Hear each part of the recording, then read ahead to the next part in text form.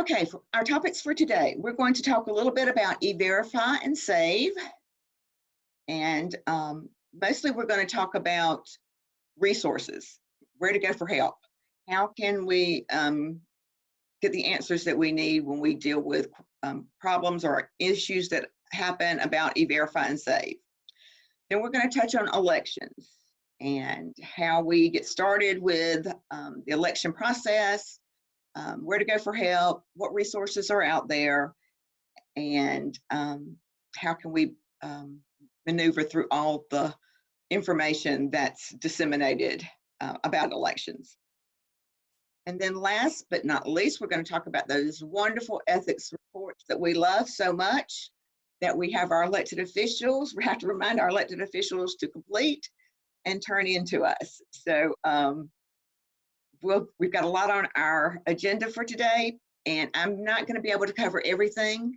It's going to be, there's so much information on each of these topics, but we will cover the most important areas of those topics.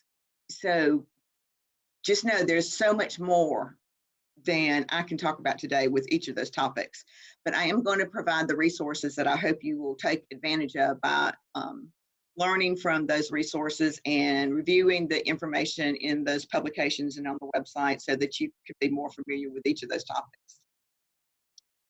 So first I've got to, of course, do the disclaimer. And this presentation is for general information purposes only. And while some of the information contained in this presentation is about legal issues, it is not and should not be treated as legal advice. You should consult with your legal counsel for taking action based on the information contained in this presentation. The material posted in this presentation may be subject to copyrights owned by GMA or others, and any reproduction, retransmission, or republication of such material, except for the personal use or with the prior consent of GMA or other copyright owner, is prohibited. So the names and trademarks and service marks, logos, and other emblems of GMA in this presentation may not be used without GMA's prior written express permission. That was a mouthful, so I'm glad to get that over with. All right, so let's talk about E-Verify and Save. I hope everyone has this publication printed and in a notebook that they can refer back to. This publication can be found on our website. We updated it in 2017 when some of the newer, some of the laws were changed at that time. So it does have the up-to-date information. So if you've got one of the older immigration publications, throw it away and reprint this publication. So you'll have the most current information at your fingertips. There is a lot of information about E-Verify and Save, and there's so much information that my best advice to anyone is to, unfortunately, is to start reading the publication, because that's where you're going to find the answers. It's not always a black and white issue. It's sometimes gray areas, and you have to talk to your city attorney about it, about what is in the law. I'm trying to move my mouse around here. So I just want to share with you some of the other publications that we have on our website, because we have a publication just about for every topic that you can think of. Each of the publications are very beneficial to city clerks because it's something that would affect your city or some of the job responsibilities that you may have. So I encourage you to take a look at all of our publications, but today we're going to look at this immigration publication. Emily, can you see my publication? Okay, good. Okay, so we're gonna, I just want to take you through, you know, if you have a question, if a question arises about Save or E-Verify, just go to the table of contents and look and see what area you can find that information in. We do have forms in here. We have a wonderful Q&A, a checklist. So this publication, the material that I'm going to be sharing with you today is coming from this publication as well as the website. But this is your resource guide. this is your go-to publication for help, and I hope that you will use it accordingly.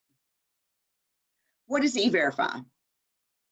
So this was several years ago. The federal government incorporated a program for checking the eligibility when someone is hired to make sure they were legal. And the program is called E-Verify. It's because you're verifying their existence in the United States, actually.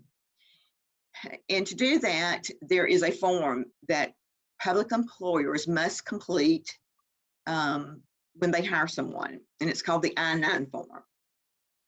How many of y'all are using the I-9 form? I hope every hand is up, because you should be using the I-9 form when you hire someone. Because by law, you should have that form completed and identification obtained, and you need to submit that information within 3 days to run it through the E-Verify system to make sure your employees are legal. So let's go to that website.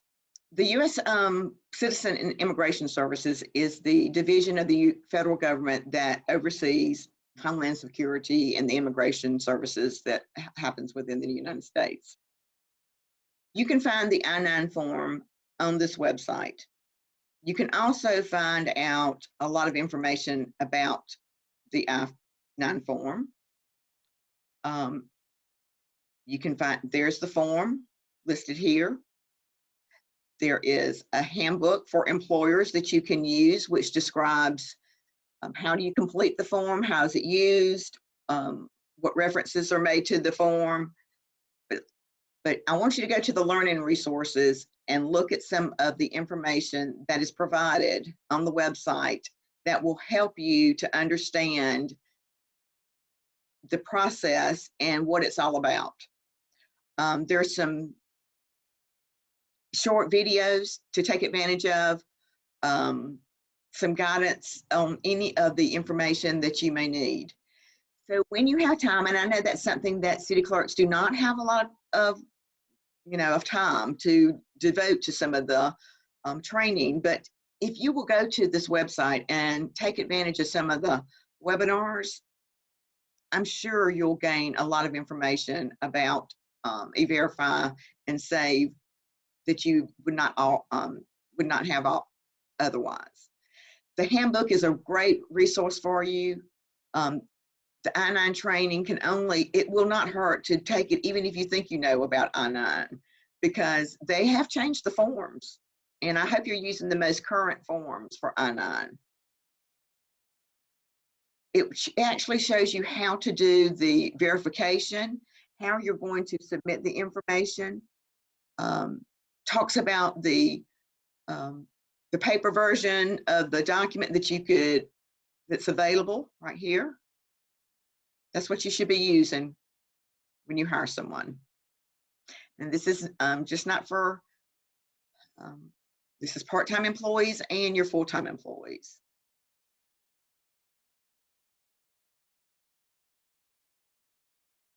This is a great resource. They've added so much more to this website than when I was dealing with it several years ago. So take advantage of the resources here to help you understand your requirements as a public employer and having the I-9 completed and submitted for verification. Now, every city should already be registered with Homeland Security for E-Verify. If you do not know if you are registered for E-Verify, I want you to put me a note in the chat so we can talk later. Someone should have registered the city for participating in the E-Verify program, and you were given an E-Verify number and a date of authorization. That number should be on your city's website, and if you do not have a website, then that information should be shared with the University, Carl Vinson Institute of Government at UGA, so that they can place it on their website. Hey, Pam. Yes. We do have one question from Lisa. How often should these forms in our files, how often should we update these forms in our files? You don't have to update the form. I mean, only when new hires happen. You have to use the latest form. If you've used an old I-9 form, then don't worry about going back and having another one completed. You would just update to the newest form and use it whenever you hire somebody. Okay? So you should have an E-Verify number, and you should have access to E-Verify with a username and password. Somebody in your office does or had. So if they didn't leave you their little black book, then you're going to have to call the E-Verify, the contact number, and get that changed, okay? To have the latest contact. My mouse is not wanting to work right this morning.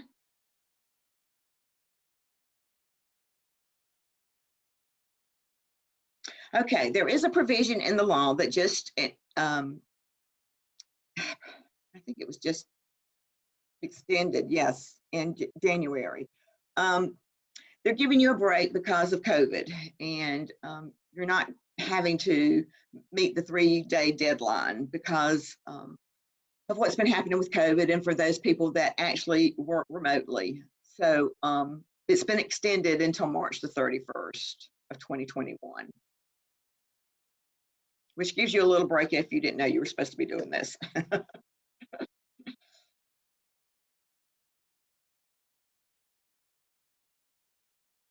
Okay.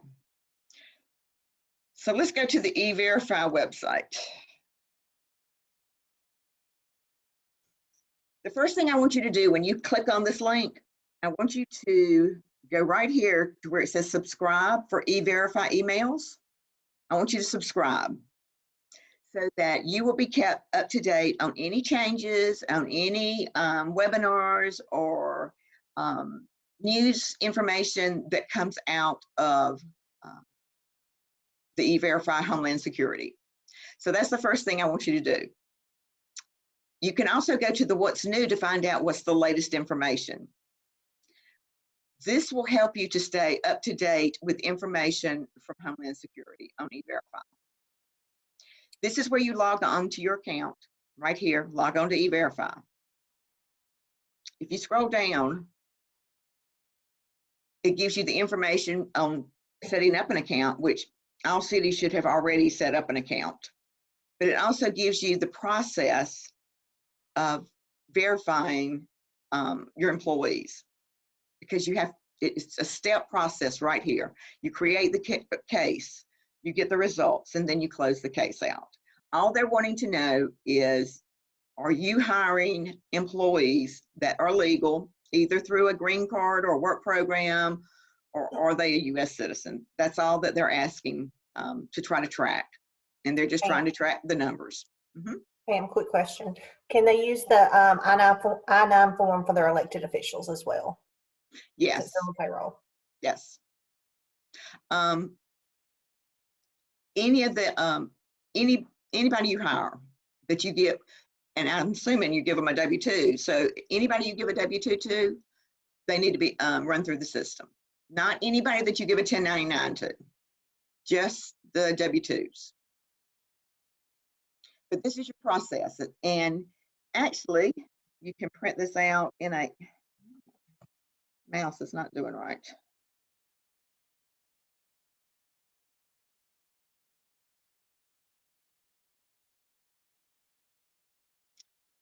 And it tells you the step-by-step information, because you will have to have some documentation when you hire somebody. And I mean, even if it wasn't for E-Verify, usually we would at least get their copy of their driver's license or their social security card or some type of identification from our employees anyway. But you do need to have some type of identification that has a photo match, so that you're matching up the correct name with a photo. And that can even be a passport, anything that has a photo with it. And all you do is submit the information, create that case file, get the results, and then you close it out. You're good. Other information on the resource page, if you go down to the bottom, you will see the upcoming webinars, and you can check and see what dates are coming up and participate in some of those as well, so that you'll have some additional training on the process and you won't feel so uncomfortable with trying to figure it all out yourself. It'll show you exactly what to do. There's for existing users, and there should be some for how come up for others too. There we go. Here's some additional webinar information. Okay. If you print each one of those, it'll tell you exactly when the webinars will happen and what's be included, so you'll know. So that's my best advice to you, is to go through the website, look at the webinars, and determine which ones would be beneficial to you and take advantage of them.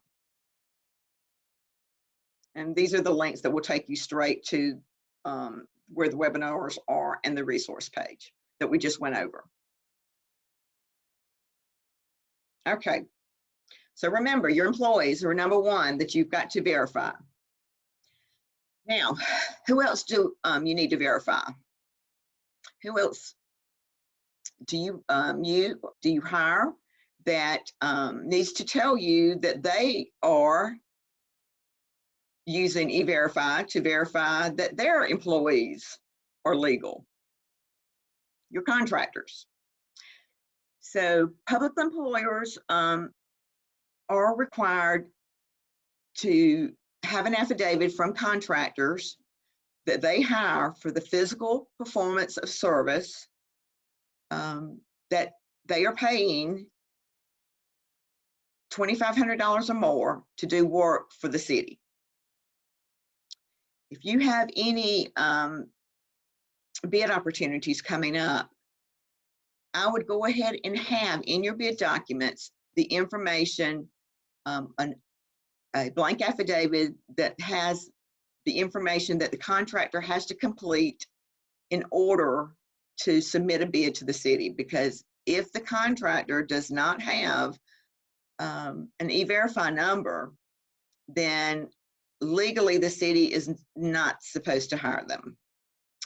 Now, if you have a contractor who is a single person, no employees, does not plan to have any employees, works on his own, then he would just need to provide you with some identification.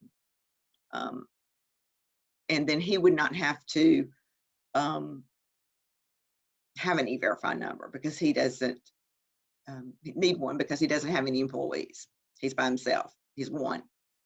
He just has to have documentation.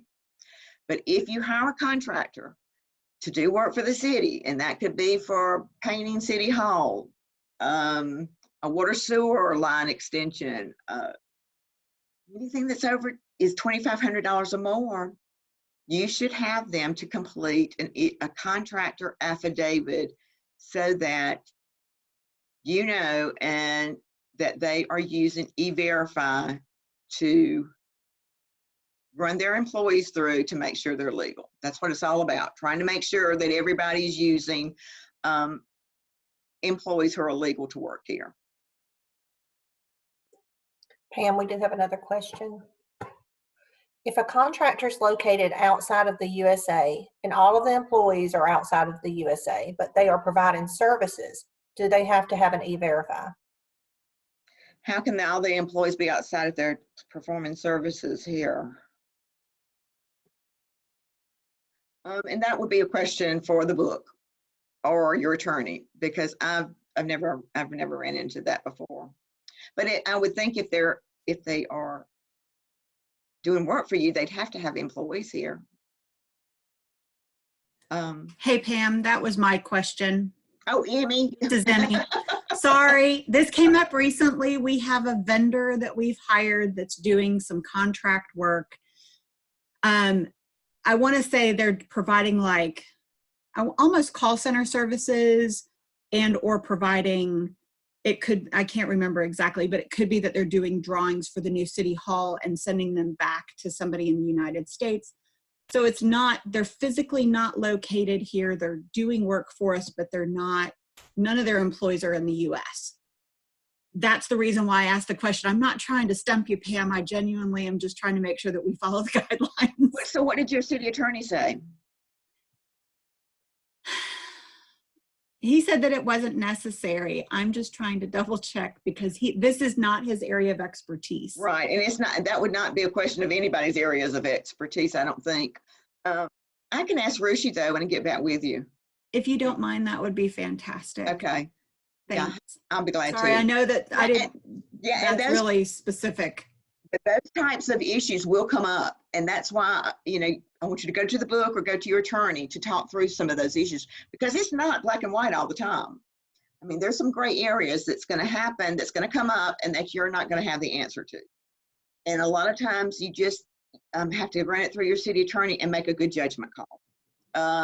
That's, you know, that's all you have to do.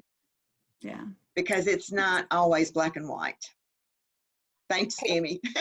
I appreciate that. Sorry, Pam. We have another question, but do you want to hold it until you might get through some other stuff and then have a time for questions? Let's do it at the end because it may come up. Okay. So I may talk about it later on, but if I don't, then we'll address it at the end of the session. So your contractors are, and let's just say, okay, and we're going through all this because all of these documents you're going to need at the end of the year when you do that report for the Department of Audits. So these contractor affidavits need to be completed and maintained so you can use the information in the affidavit to complete the report at the end of the year. The Department of Audits, this is the Department of Audits website, and they have the contractor affidavit listed here. We have a sample in our publication as well. This one's in Word though, so it's easy to get to and it's easy to manipulate. And it's not your responsibility to get the subcontractor's affidavit. It is actually the contractor's responsibility to get the subcontractor's affidavits if he uses a subcontractor. But they can be found right here. There's also some great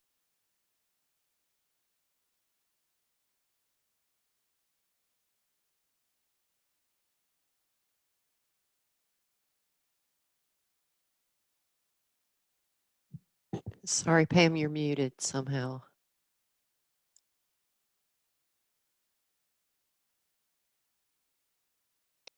Okay, sorry about that. So here are the contractor affidavits on the Department of Audit's website. It's not your responsibility to get the affidavits from the subcontractor. It's actually the responsibility of the contractor to obtain his subs affidavits, but he has to verify that he's gotten those. I can't get my mouse. Okay. At the bottom, you'll see a couple of highlighted areas in blue, the Georgia Department of Law. Those are questions that have been given to the Attorney General and the answers they have provided on contractor e-verify affidavits and situations.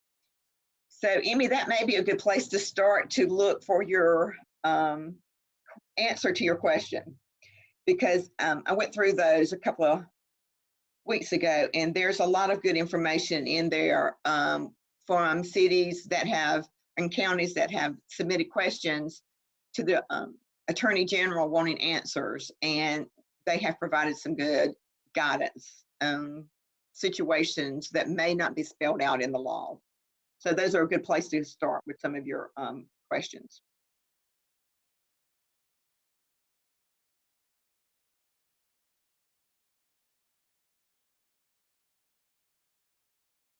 Okay, so we know we've got to get the contractor's affidavits.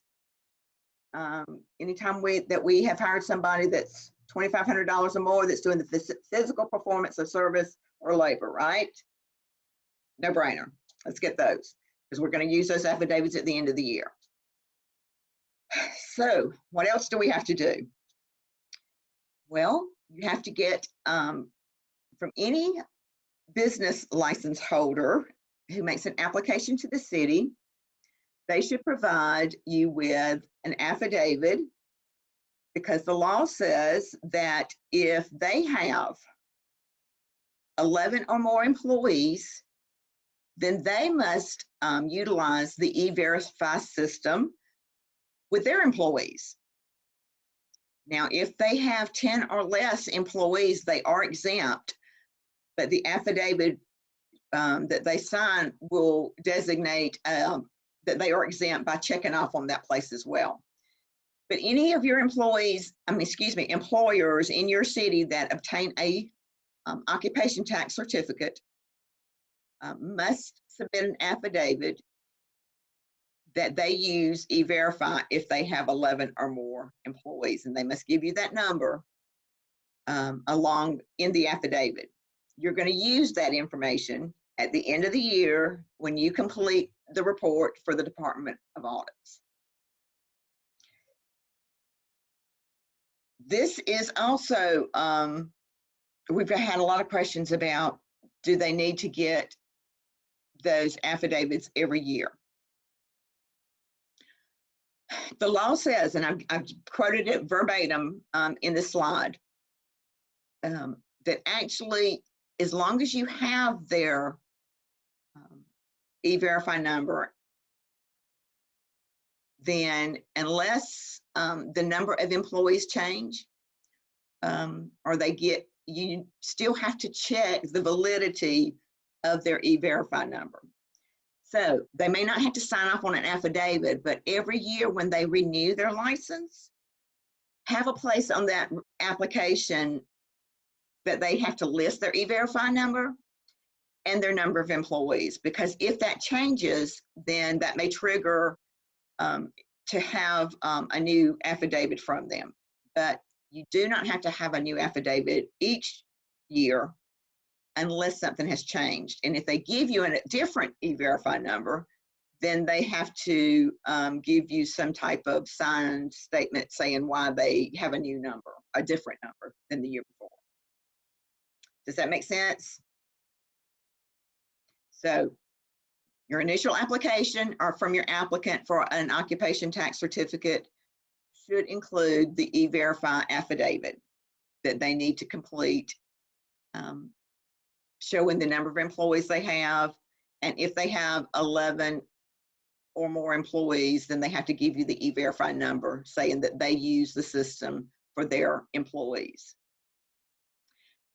Subsequent years, you would only need to verify their E-Verify number, and their number of employees. So somewhere on your application for renewal, you need to have a place that they can submit that information. It's almost like having the affidavit again, but it's not the affidavit. Does that make sense? I hope so.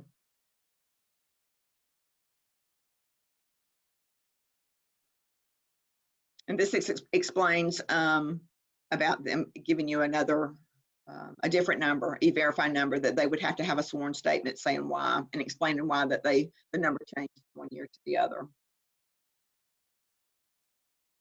This is where you will find the private employer affidavit that you will give to the business to complete.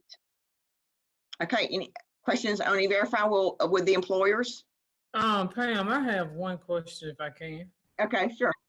I'm sorry, I've been in and out. You may have answered this. With the private employers form, is it just once they have to fill them out, just like a business that's been in we've had for 20 years? Do they have to fill that out every year? They don't have to have the affidavit completed every year, but you need to ask them on their renewal application to list, they need to list their E-Verify number and their number of employees, just so you will know that it's the same as the previous year. Because if their E-Verify number is different than the previous year, then they have to give you a sworn statement saying why it's different. And then, of course, if they only had 9 employees one year and they had 12 the next, then that would trigger you to send them an affidavit to complete. Okay. That makes sense? And you can have the forms from our website as well as they're on the Department of Audits website too. And they're in our publication. You know, this has been around for a long time, and sometimes we forget some of the provisions in the E-Verify and Save law, and especially if you're new and this is Greek to you. We may want to have a conversation later. You may want to call us and we can have a one-on-one conversation. But just rest assured, I know that your city is signed up already for Save and E-Verify, because we pretty much made sure that everybody followed that requirement in the law whenever it was came into effect several years ago. All right, so with that, we know we've got to have that information for our immigration reports at the end of the year. So our next one is our SAVE, which stands for the Systematic Alien Verification for Entitlements. So this is a federal internet-based program that is to be used by state and local agencies to help determine the immigration status of benefit applicants. Now, of course, you know, this is the law today. We don't know what will happen next month or 6 months from now. We do know there's a lot of immigration, immigrants entering the country right now. So I don't know if any of this is going to change, but as it stands right now, this is still the law. Any person that receives a benefit from local government must complete an affidavit so that we will know, the government will know, if they are, number one, a legal U.S. citizen, or if they are not a U.S. citizen, then what is their green card number? What is their verification number? What is their number that has them in the United States legally? So the law states that some of the common benefits issued by municipalities include employee benefits, your alcohol license, your occupation tax, they call them business license. Any of those licenses that you distribute, like taxi cab license, pawnbroker, peddler's license, transient merchants, etc. All of those applicants must complete a SAVE affidavit. And this does not apply to your insurance companies that you provide an insurance license fee for.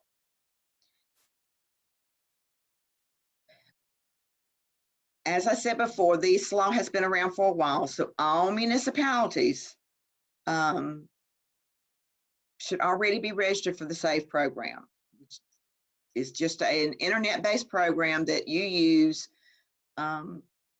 if on the affidavit the applicant marks anything other than I am a U.S. citizen, then you would have to go to the SAVE website and create a case file for them as well. On the SAVE website, if you scroll down to the bottom, you'll see a tab that's called SAVE Resources.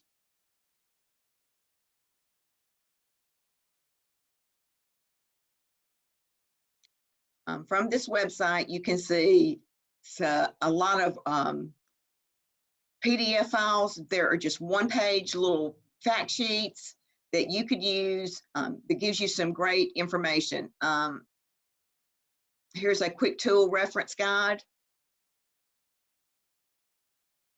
that you should print and keep with you, especially if you have to use SAVE a lot to verify any of your applicants. But it'll give you how to use the search tool, how to use give give you some screenshots about how to use the system. Walk you through step by step. Give you at the end a Q&A. So these are very helpful. There's also there's a little fact sheet just about on each one of the provisions. You can go in and even do a search tool to find out if your city is registered for SAVE. There's a poster you could use for your bulletin board, verification process, comparison, and a case check brochure. That's it. That's how you will start your case check on your applicant.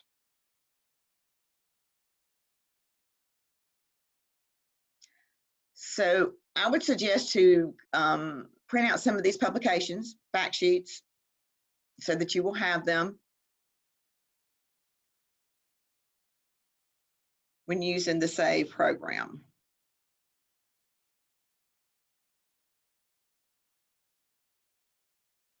If you come down to the webinars, you can use any of the, it'll ask you what type of webinar are you looking for? Do you want to use the training for prospective users or for current users? You want to know about the WebEx platform that they use. You can even request someone to come speak at a live event. And then if you keep scrolling, you'll be able to look at some of the upcoming webinars that they have available. So please take advantage of them because there's some coming up in May. They're very informative and they'll walk you through what you need on how to use the program. Okay, it'll walk you through. There's some publications too at the end of the, if you download some of those, you'll be able to use those as a reference as well. Only thing you're going to need for the reports at the end of the year when you're using SAVE is they're going to ask you what benefits, there's going to be a question about the benefits and about being a sanctuary city. And the question about a sanctuary city is kind of confusing, and we get a lot of cities that read it wrong and really it's a true or false, I believe, question, and it's are really giving the wrong information. So be careful about that question on the Department of Audits report that asks you about the sanctuary city, because I don't think we have a sanctuary city in Georgia.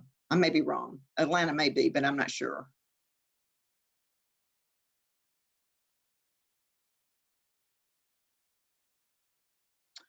Okay, when you have your SAVE affidavit, so any applicant that comes in, you'll want to have the affidavit and you'll want to be able to have them complete that along with giving a secure and verifiable document with the affidavit showing that they are in the U.S. legally, their driver's license, or there's a list of verifiable documents that you could use to accept with the affidavit. And it can be found, I've got a link for it right here.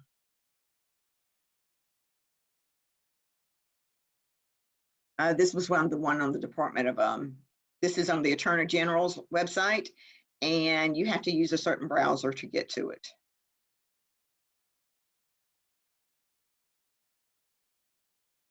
I think they must have changed over some of their stuff.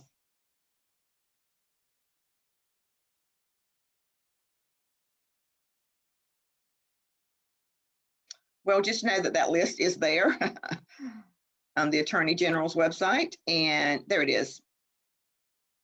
Here's your secure and verifiable documents. So that's your list right there, and there's your private employer affidavit. if you need one of those. Okay.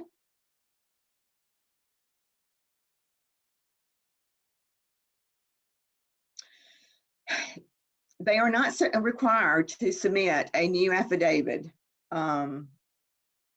each year. So if a U.S. citizen has provided the information to you and they've checked the affidavit that they are a U.S. citizen, they do not have to provide that each year.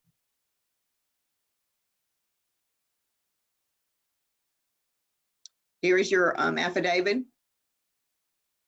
If they checked number 2 or number 3, then you would need to go to the SAVE website and start a case file for them, or a case, I think it's called a case file for that applicant, because they should give you a number right here. And then you have to list their secure and verifiable document that's used. Don't we hope that all just new U.S. citizens come to work for us? But that's not going to happen. But it is a lot of red tape sometimes you have to go through when you have either employ somebody or somebody comes in for a public benefit. Just think about the state. I mean, they have a lot of public benefits that they have to deal with, and so they have to get this on every applicant. This is a good fact sheet for you to use, and I've got the link for you as well. The Department of Audits report at the end of the year that you will be required to list your public benefits and that you have used the SAVE program for that public benefit. Okay, let's do a pop quiz. If you can see this on your screen, answer the question. The I-9 form is an optional form for employees to complete when hired.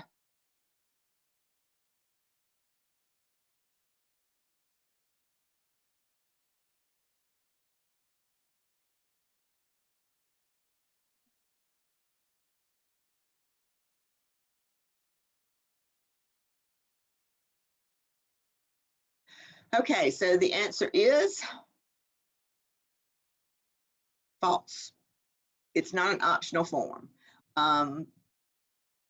Everyone you hire needs to have an I-9 form completed, part-time, full-time, in order to meet the requirements of the law. Okay, next one.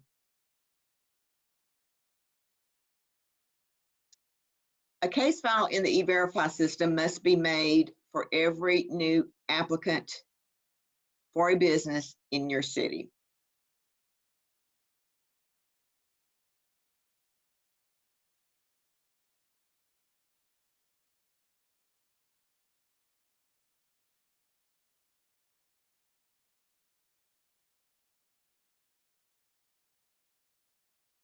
All right, so let's remember what E-Verify was. I've got an applicant that's going to come in, a private employer, and he's going to open a business. I'm going to have him to complete what? The private employer affidavit, which shows or which determines what? If he has less than, if he has 10 or less employees or 11 and more employees, right? Because if he has 11 or more employees, he's going to give me his E-Verify number, which means that he is already in the system using E-Verify to verify that his employees are legal or legally in the United States and working for him, right? So we don't have to do a case file on every new applicant for a business because they're just giving us the E-Verify. Okay.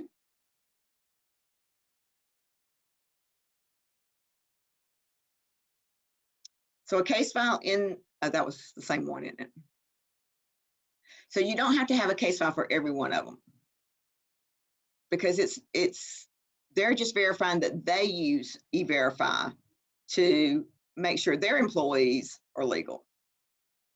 So contractors are not required to provide an affidavit if the amount of the contract is under $2,500.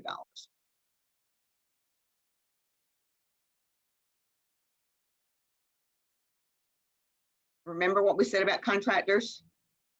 When you hire a contractor to do the physical performance of service for the city, and it's under $2,500,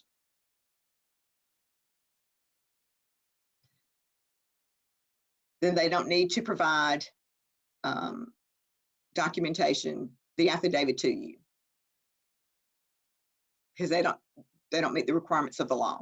But if the contractor does work for the city and it is over $2,500 or $2,500 or more, then they must provide the contractor affidavit, which you will use at the end of the year in doing the report for the Department of Audits. Okay, good. Do I have another one, Emily? Yeah, all applicants for a public benefit must complete the SAVE affidavit.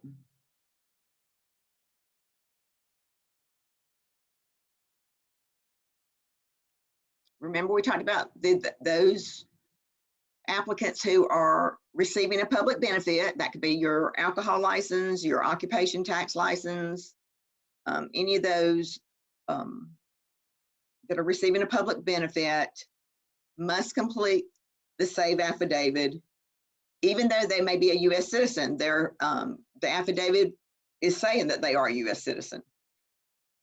But if they are checking the other two options, which is that they are not a U.S. citizen, that they're here with either a green card or a working permit or whatever they're here with, they have to list that, and then you have to run those through the system. Okay, I saw a couple of questions. If your past city employees have not been run through the system, I would only start now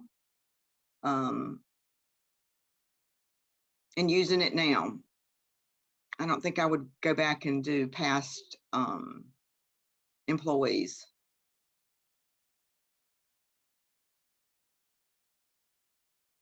But I would try to find out to make sure, if you can, if it was ever, and there may be a way. I would call the E-Verify number, helpline number, just to make sure.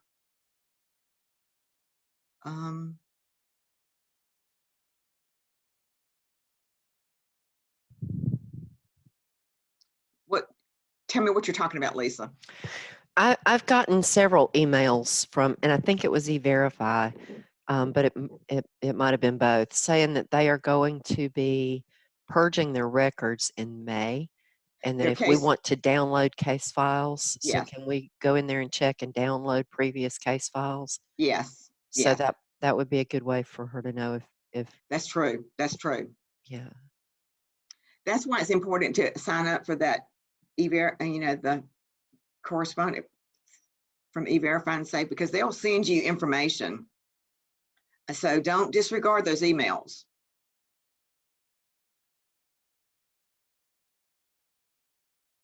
Can I say one thing, Pam, about the SAVE program? It seems to me, though, that some of the stuff that we're getting from the SAVE program, I guess we have to be very careful, because I know that some of the companies say that they will do it for you, and it's not that hard to do. Most of it is not. But then to me, it's like bogus companies. I don't know if am I wrong to say that? Oh, are y'all getting emails from asking to do it for you? Yes. I would not trust anybody unless Yeah. I did a search on them. That might be. We had the same thing with. I'm trying to remember what it was. It was logging in to be a provider for services. You know, like during the fire, if we want to put our trucks on it, then you have to log in, and they're spoof companies Mm-hmm. where they send it, and it looks like they're coming from there, Yeah. but they're actually not. So yeah, I'm like Pam, make sure it's actually, and not somebody that's kind of hijacked the logo or something. Right. You have to be careful about those. Hmm. Now, for larger companies, there are agencies that handle these processes for the companies. You know, or for larger jurisdictions, there are companies that they're agencies, you know, that perform the service for the city, but if you're a medium or small size city, no, you could do it yourself very easily.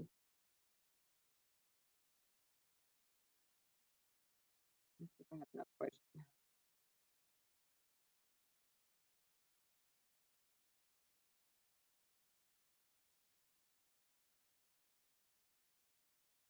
So the question is, I include a saved affidavit with business license renewals every year to do save every year. It seems to be the same individuals every year, but I do not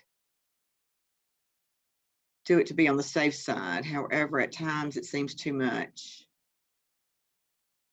So this because I have several that are recipients and others that have limited expiration dates. You know, and I've always wondered about that too, because if they give you a document with if they give you an ID that has an expiration date on it, I mean, shouldn't you get a renewal on that document? I know where you're coming from on that.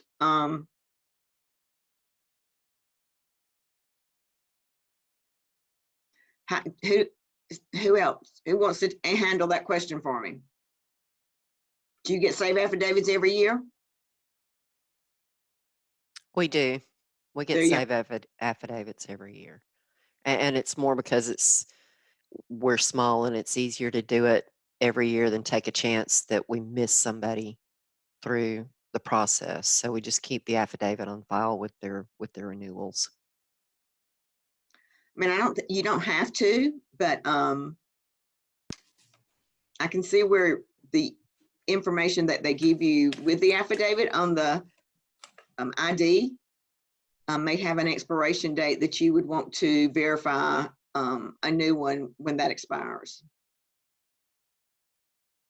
Well, and the questions also come up, which I've never been able to get an answer to, which is, I work for a company, I sign off on that save affidavit, I leave that company. Is my save affidavit still valid for that organization?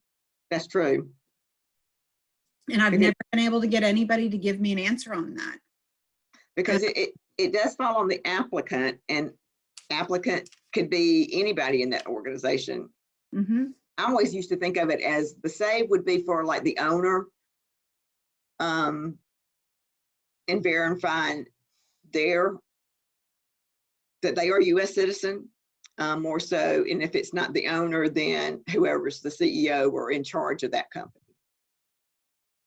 Yeah, but that's not the way it's written. It can be anybody who's It just says applicant, right? That's representing the organization. And so Right. it's kind of a sticky wicket. Yep. In my opinion. Emmy, did and I'm trying to remember off the top of my head, but that save affidavit would, if you left the organization and the application for renewal came in, it would have to be signed by a current member of the organization, right? So the save affidavit. Oh, I see what you're saying. If we keep the one from year to year, I got you. I'm Right. There's sorry, nothing I got that lost says there. that we are required to check and verify it against. Right. Who signs the renewal application? Let's say it's Octax. They sign a renewal application. It doesn't have to be the same person that signs the save affidavit. That's right. That's true. That's true. That's why it's always good just to, things it's just a weird part of the rule. right. So maybe it's best to get it every year. Be done with it. Well, regardless, you just have to be careful because we have stored ours with our applications. Mm-hmm. And if you don't go back and pull them back out, then you're not going to meet the retention for the save affidavit. Because your other is less? The Octax is only 2 years plus current. Okay. And the other's 5, right? Yep. Okay. Hey Pam, you do have a question in the chat box. I don't know if you can see it from Maria. I include the save affidavit business with renewals. That's what we were just talking about. The one that, yeah, she said she walked away from the computer and she didn't know if we had answered it or not. Just a minute. We were just talking about the save affidavits and some. She may be talking about the contractor affidavit. She's got Oh, out there. there's another question. Recurring Okay. vendors. Sorry, she says, we have recurring vendors every year that provide services. Sorry. Do you need to get them every year? Right. Does our accounts payable department need to get a contractor affidavit each year if it's more than $24.99? If it's a new contract, for even with the same employer, I probably would. I don't know that I probably would. She also wants to know, is the $24.99 per payment, or is that the sum for the year? It's the contract amount. Now on that question, Pam, I guess if we have a 3-year contract, then we do it after the end of the contract when we pick up a new contract. But Right. if for Quill or somebody we order business, supplies from, Supplies wouldn't be counted because it's only for the physical. It was the first person. Yeah, sorry, it was the first person in my head. So. Yeah. Yeah, it's got to be for the physical performance of service. So if I had contracted with Joe to do my water installation contract for a period of time, and then 2 years later I did it again, I would get a new one on him. Right, but if it's auto renewing, I've been getting them every year. Yeah. Okay. Like if the term is a year, but it's auto renewing, I just do them every year. Right. Yeah. At the end of the term. Yes. Right. That's what I would do too. Because each one is on its own, I would think. But you could use the same information, I guess, as long as you've got the information on them to provide to the Department of Audits in the report. You're probably good. But then you don't know that till you get it. To make sure it's the same. And you can still be audited by the Department. That's right. Yeah, that's right. So you would need to get it. And I know that, we do the best we can. Sometimes we fail to get the information, the affidavits, and we're doing it after the fact, but at least we're getting them, at least we're getting them. So, we're not perfect, and sometimes those things happen. So if you have to call after the fact to get the information, then that's what you should do. Pam, one thing I would ask is if the GMA could reinforce to city managers, assistant and deputy city managers, go out to bid. Yes. The law states that you're supposed to have this contractor affidavit filed in order for the bid to be considered. That's right. I fight with them all the time on this. If the GMA could reiterate that to the senior management and elected officials, that would help us as clerks a tremendous amount. Yes, it would. We will do that. And that's in the law. It is. The other one that it might help is if you can reiterate that with the finance officers. Right.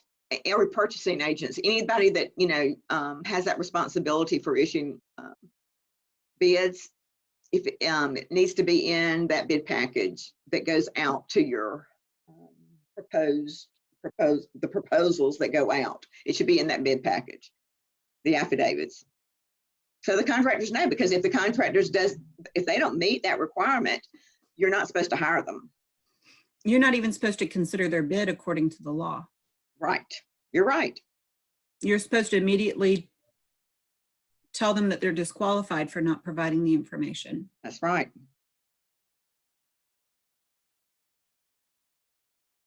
So it's not just for those bid packages that are formal bids. It's anytime you hire a contractor, they need to complete the affidavit if it's $2,500 or more. for that job.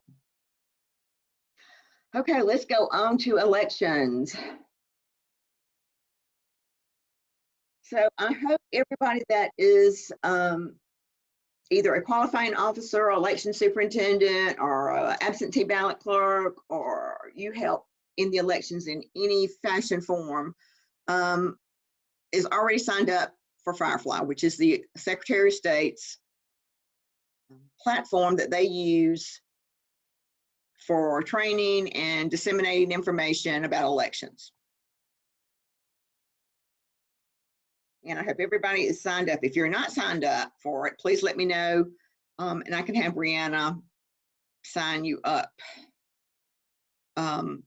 because that's where you'll get all your information. They also have it's called the Buzz, but I haven't been getting any emails lately from the Buzz, but that is like their listserv for elections. And that's where they disseminate information to everybody that signed up on the Firefly. So this is Firefly. Once you're into the system, you'll be able to start your training. There's, and I've got it in the PowerPoint as well, but there's certain courses that you will need to take for if you're just qualifying officer, and there are certain courses that you will have to take if you are election superintendent. And here it has the municipal certification program. And this is all of the coursework that you will need. Now, the very first one tells you the certification process in Firefly and explains what you do after you take your classes, how do you get your, your test, how do you get your certificate, how does it all work? Go through this presentation so that you can get the information you need about obtaining your certification after taking your classes through these modules. And it'll explain it all. Talk about your certification records, et cetera, et cetera. So how many, remember, in an election year, even though you've already had your qualifying officer and your election superintendent certification, there is still training that you must complete if this is your election year. Your overview will give you that information.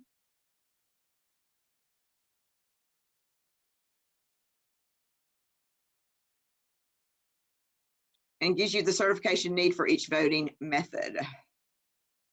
Okay, so if I'm using the chute machines or paper ballots, I've got to have if I am the election superintendent, then I'm going to have the certification module plus the last class is 11, which deals with the voting. Okay, so this will explain that.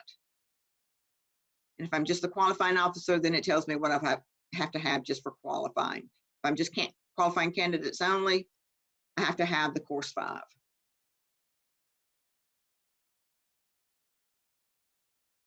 I need continuing education credits. If I've already got my certification, then this is what I'm going to need. Number 3. Gives you the information that you need. I would suggest to start now rather than later. Even if, go ahead and do it. And then if you have to go back and do a repeat course because you need a refresher, you can always do that. It's easy to do that. There are all the classes right there. Now, I do want to say that anybody that's planning on using the county election machines should call the Secretary of State's office and ask them about training, because normally cities won't use them. But if they are planning to use the county machines, then to please call the Secretary of State's office about training. I do not know of any in-person training that's going to happen between now and the November election. The Secretary of State's office is having monthly webinars on the last Tuesday of each month to help cities with some of the responsibilities and the resources that will help them in the election process. But as of right now, I do not know of any in-person training. Okay, so this will tell you all about your courses and how to get started on it. And you can take them at your leisure. You don't have to take them all at one time, but go ahead and get started on them. And I even recommend, even if you are not the election superintendent, go ahead and take those courses. You'll get a lot out of them, and it'll help you to have a better understanding about the election process, what happens, what's needed, and all the election laws, because it really is important for you to understand about elections, even though you're not the election superintendent. I think that's just my advice.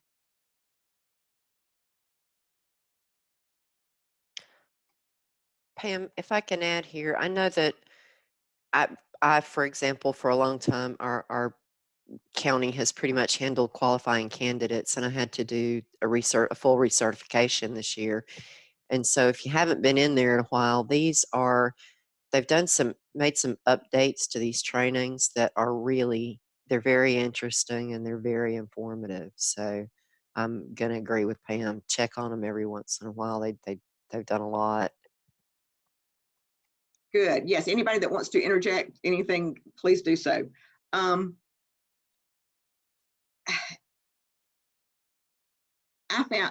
thought they're all good courses, but like with any class, you can't remember everything, but you can always go back to it and take a look at it and try to refresh your memory about the information that you previously had. So take advantage of that.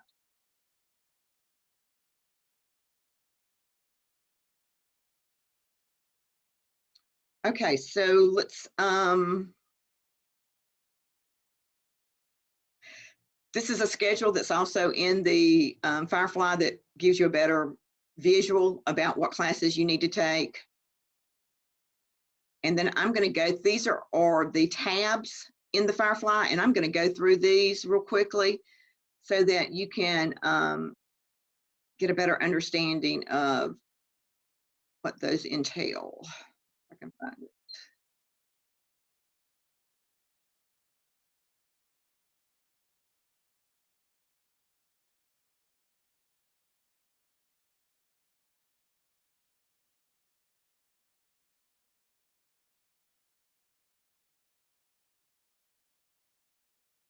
Okay, do you see my Firefly? Okay, let's go back to training.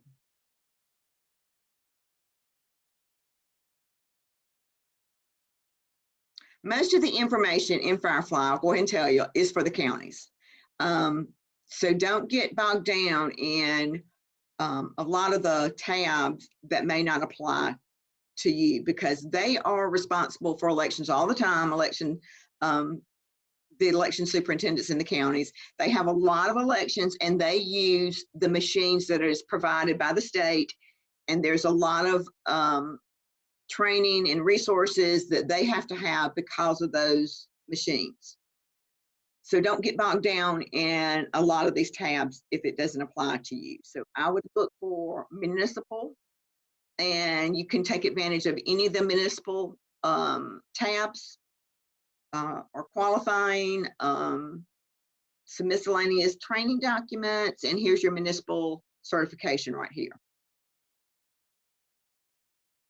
Other than that, most of these others are information about the counties and their machine votes and machines and how they have to set those and what documents are needed for all those machines.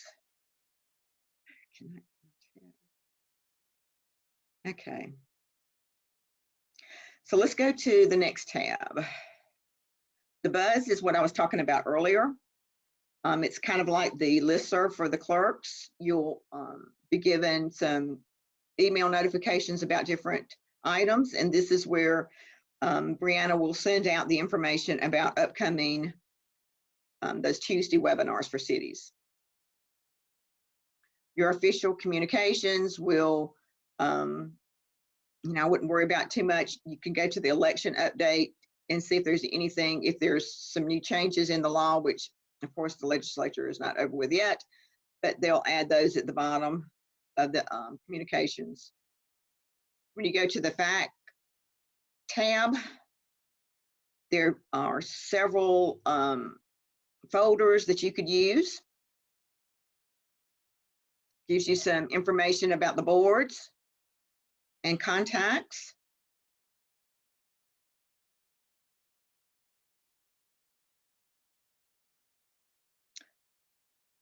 This section will give you the code section of the law, which deals directly with elections. So if you're looking up something and want to know what the law is, you can do a search up here, and it will provide you with the code section relevant to that answer.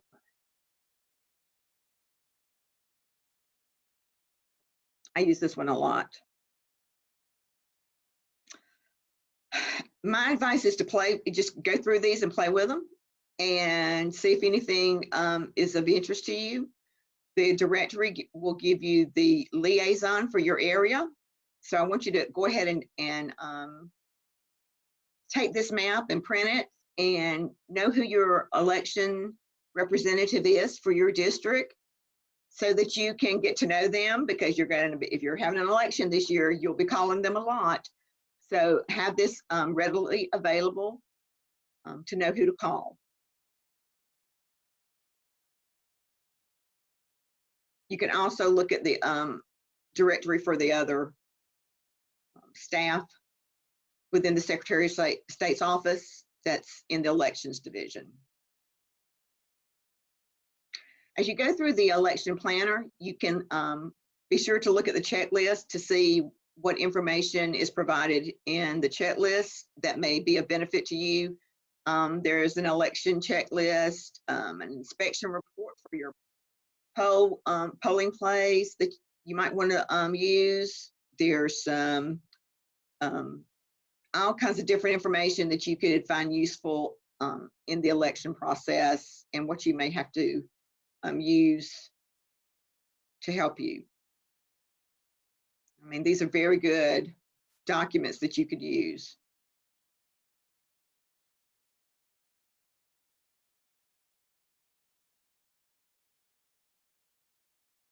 There's some election forms, election information.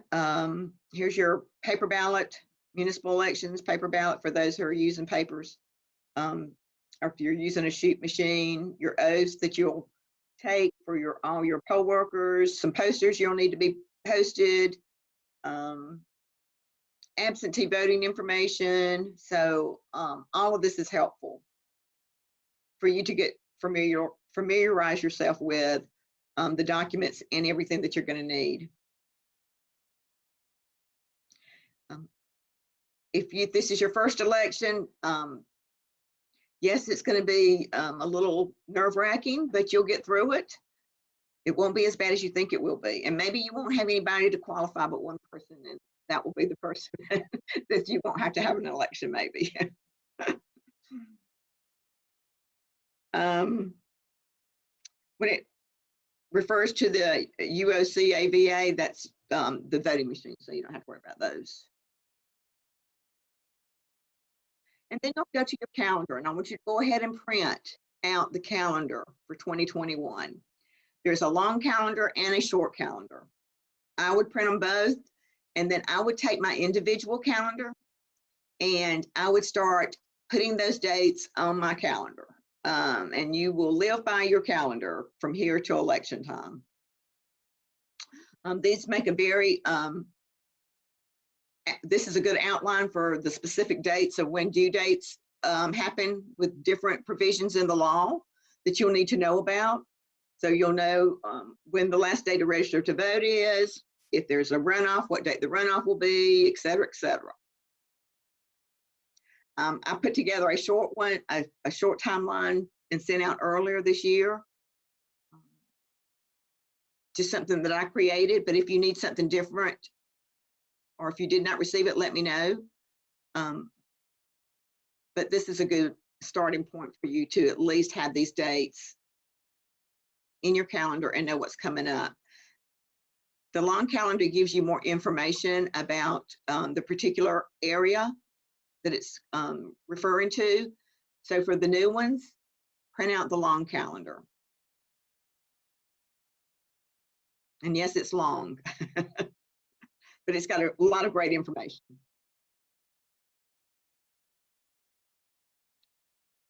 You have some downloaded forms down here. You've got some poll worker training. You'll have to do some training with your poll workers. The webinars that have already transpired, that Brianna has already had, the last 2 webinars are listed right here that you can listen to, as well as some from last year. So if you didn't take advantage of those, go ahead and listen to those webinars. Okay, this is Firefly in a nutshell. This is going to be your best friend for the next few months as you navigate through the elections process.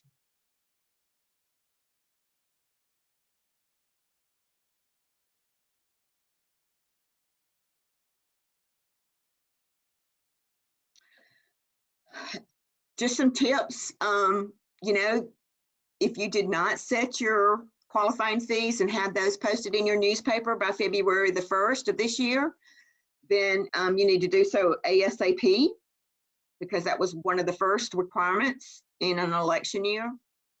I hope you'll participate in the monthly webinars that Brianna has. They're held the last Tuesday of each month, starting at 9 o'clock. Please go ahead and start your training for your certification or your recertifications or your qualifying.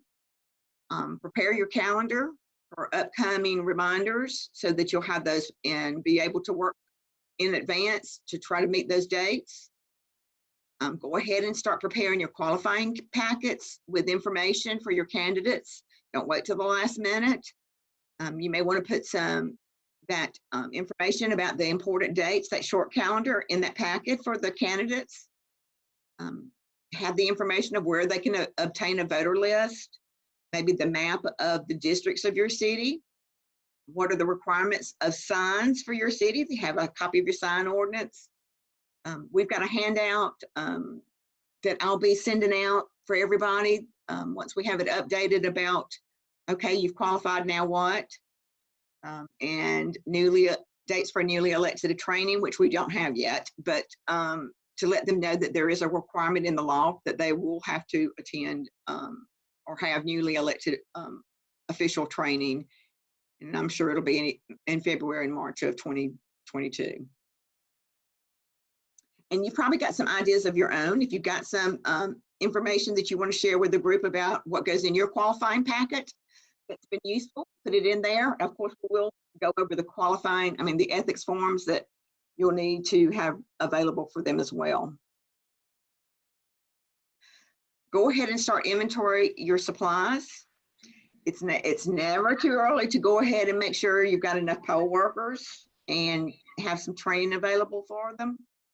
Go ahead and talk to your county election superintendent and your registrar's office about the voting list and when you can be expecting all that information. Make a list of your election contacts and make sure the place where you're going to be voting is available. Don't wait till the last minute. So we want to be proactive and not reactive. Does somebody have any comments? We do have a question.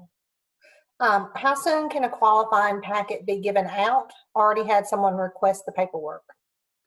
Well, they may be just requesting the paperwork for them to get started, which is the DOI form, because they legally cannot begin campaigning until that document is completed, and that's in our next section. So if there's no other questions, we'll go right into that.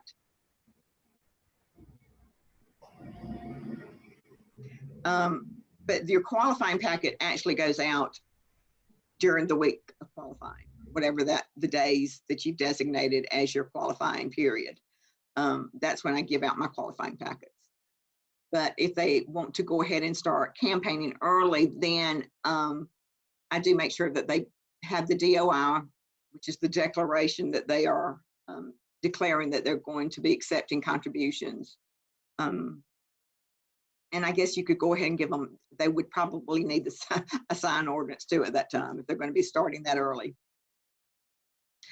So the Georgia Government Transparency and Campaign Finance Commission, and it used to be called the Ethics Commission. So if you hear me refer to it as the Ethics Commission, I'm still in the old slang because it's easier to say. But this is an act of the local government, of the legislature that was enacted that has provisions for all candidates and all public officials, which means your state representatives, your governor, anyone that is elected into office have to follow these rules. Several years ago, we felt like elected officials and local elected officials should not have to follow some of the same provisions that the state elected officials did. So we tried to have those changed so it would be easier on our elected officials. Not necessarily easier on our city clerks, but easier on our elected officials. So local, all the reports now required by the Ethics Commission are filed with the local filing officer, who is usually the city clerk. The information on local filing entities can be found on the Ethics Commission website and explains the provisions in the law which designate the city clerk, or either if there is no city clerk, then the executive officer, the mayor, they can be found with the mayor. All of these forms are required by the commission.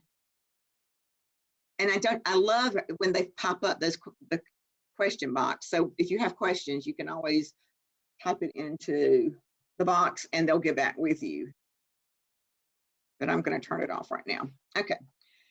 So each of these forms are required by the Ethics Commission of candidates or either public officials.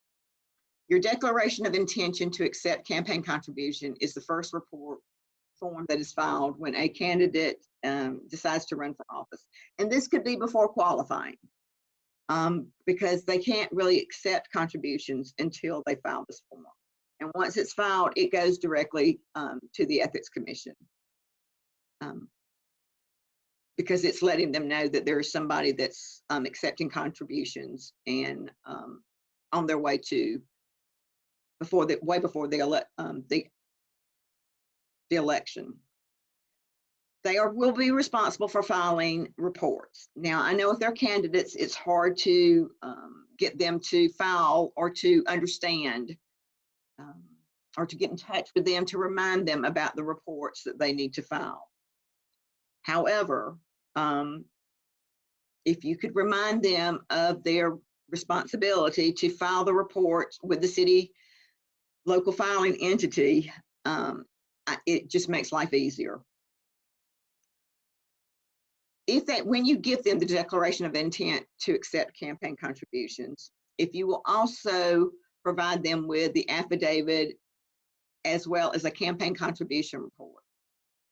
The affidavit of a candidate's intent not to exceed $2,500 will be used by a candidate who does not intend to exceed $2,500 in campaign expense or contributions.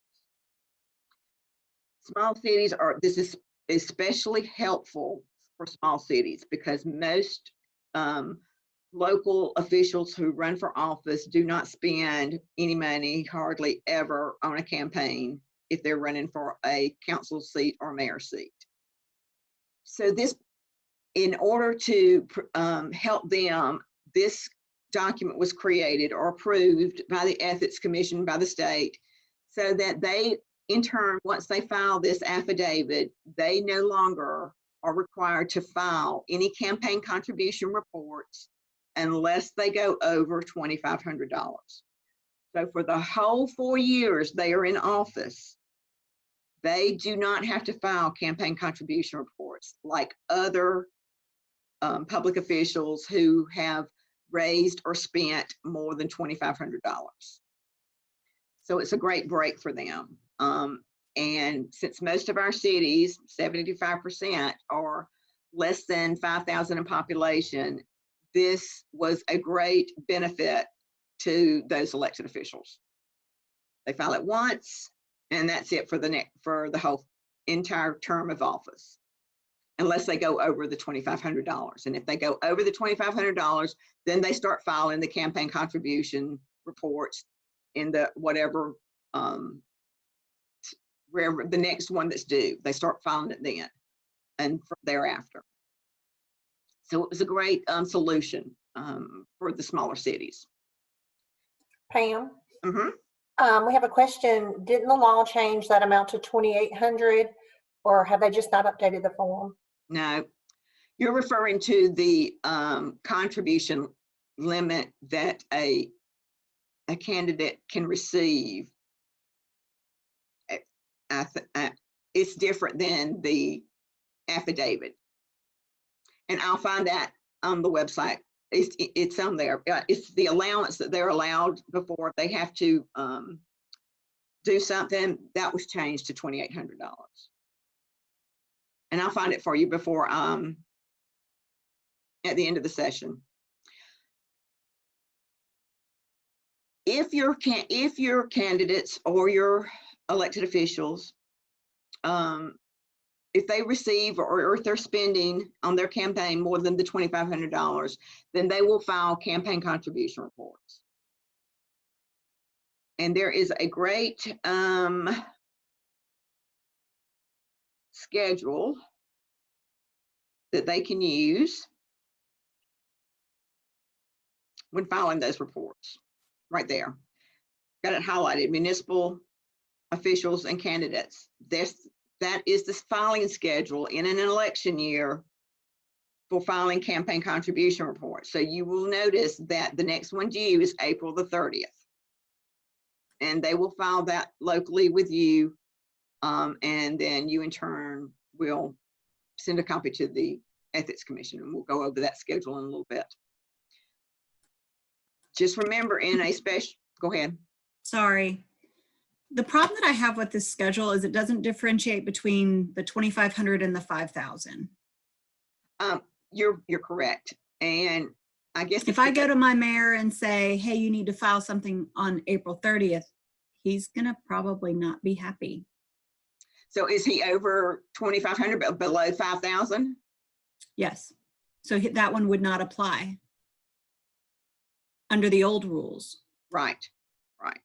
But there's no differentiation for our new clerks, or like I used to use this and would go to it and reference it as if it was my Bible, and now I feel lost. Oh, the little drop down. The drop down. Mm-hmm. Yes, yes. And I don't know why they changed that, but here is the schedule and for the filers who exceed $2,500, but they do not exceed 5,000. If they're going in between that, then this is their filing schedule. So they won't have one till June 30th. And so, and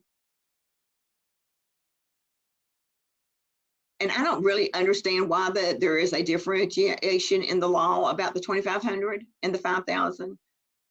But it gives them a little bit of break if they do not go over 5,000 in expenditures or contributions, so that they don't have to file those 5. They can just file these 2.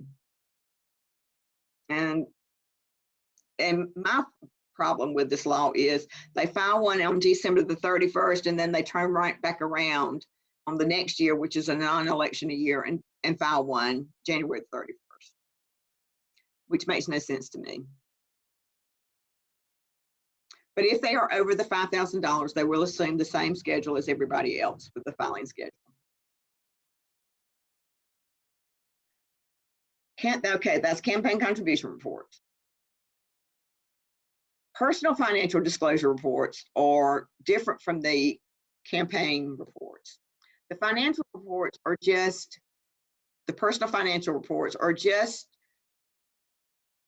reports that have to be completed showing if they have any financial interest in companies or monetary provisions that people need to know about as they are voting. That makes sense. So they have to list their financial interest as well as any monetary over a certain amount of money on these forms, and they are required to be filed once a year. If your elected officials file them anytime between January the 1st and July 1, unless it's their election year, and they can be filed when they qualify for office within 15 days of qualifying. So if I'm a small city elected official and I have filed my affidavit not to exceed $2,500, then the only report that I need to file each year is going to be my personal financial disclosure statement. There's a 2-day business report that is due, and this happens usually during right before the election. And if they receive a campaign contribution that's $1,000 or more, or over $1,000, then they have to report it immediately within 2 business days or 3. They have to report it, and that's right before the election. After the election happens, and if you have a candidate that did not win, or they are closing, they need to file a termination report, a final report at that time, and they have to file it within 10 days of dissolving their campaign. And I really don't know that most elected officials do this, but they should. If they once they are out of office, they need to file a final report. And even though I'm an elected official and I have sent in an affidavit that I am not going to exceed $2,500 in my campaign contributions or expenditures, I still need to keep up with what my contributions are and what my expenditures are. Because at some point I may go over, and once I go over, I'm going to need that prior information on that campaign report. So this is the information that is needed to be dispersed to your candidates when they come in to qualify for office. So I used to put a copy of each of these reports in their qualifying packet, as well as the information there. There's some fact sheets, and I would always try to go over with the candidates to show the importance of them going to the website, going through the training, there's some webinars you can go through, some training videos, and instill in them the importance of their responsibility in filing the forms, because it is their responsibility. I always, I hope that you'll still remind them of the dates that they're due, but it is their responsibility to actually file these forms and get them to you. This is the information. This is some information that you can place in their packet. And I will say that there are changes right now in the ethics website, and they're putting in a new program that all the other elected officials will be able to provide their campaign contribution reports online. So probably some changes may take place later for allowing those elected officials who file now that campaign reports may be able to do so, but I don't know that yet. Even the qualifying officer, the PIN number and what you do now will not be used at election time. So Holly said that she'll be getting with us later on in this summer, the first of the summer, to explain how that process will work. So the old process is going away with, and they have a new platform now that they are using, and they have just rolled it out. So you'll be hearing from Holly about how qualifying officers will now go to the website and list those who have qualified for office. And then you will go back to the website to select the ones that won, so that they'll know who the elected officials are. So be looking for that information from Holly. Give them your elected officials as much information as possible about the Ethics Commission and their responsibilities and those forms, because they really need to understand the importance of those reports and what can happen if they don't do them. You and I both know, those that have been around for a while, there will be fines imposed upon those officials who do not file those reports when they are supposed to, and even if they're late filing those reports. So I've got the schedule right here of when you receive the reports from the candidates and elected officials, how long you have before you need to send it into the Ethics Commission, and you can send it in by fax, or you can scan and email them, and I've got the information right down here. Okay? And the amount of days that you have to send it into the Ethics Commission. So candidates, elected officials file the forms with the city clerk, and then the city clerk in turn copies it to the Ethics Commission, and you send it either by fax or email. And the instructions for that is on the ethics website as well, on that same page that we were just visited. And I went over this about the qualifying officers. You're not going to do it the same way you did it in the past, but be on the lookout for some information from Holly about that. She'll be sending something out the first of the year. The first of the summer. So, questions? Did I scare you? We do have a couple in the chat box. Okay. So do you have to file a final termination statement if they only pay qualifying fees and never receive any contributions or have any expenses? Okay, qualifying fees, they changed that, and qualifying fees are not counted as contributions or expenditures anymore, or not counted as expenditures. She says, we also do city school board elections. Are they required to file the same reports as in the city? Are they, if they're elected, they are. And yes, this presentation will be sent out to everyone after this meeting. For a council member who resigned in January, do I need to file the termination report? I'm assuming we still need to submit the PFD as well, correct? The candidate or the elected official files the termination report with you, and then you in turn would send a copy to the Ethics Commission. Is that what you're asking? If at the end of when he resigns to us, do I Yeah. need to fill one Well, then?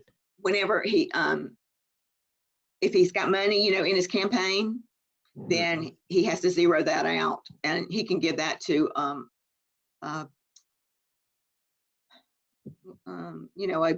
nonprofit, he Right. can donate that to a cause, whatever. And all of the information about the rules for campaign contributions and expenditures is listed in the rules section. And I also had a link in there for the actual law. But Okay. those rules explain what there should be counted for, what that can be used, what you can use your campaign funds for, what's allowed, what's not allowed, etc.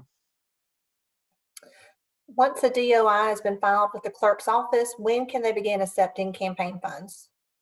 They can accept them after that. And then, of course, you have to send that to the Ethics Commission. So they can set up their account and then give them their campaign contribution report to start filing as well, if unless they want to file the affidavit at the beginning until they go over the $2,500. But if they're starting this early, they're going to probably go over $2,500, I would imagine.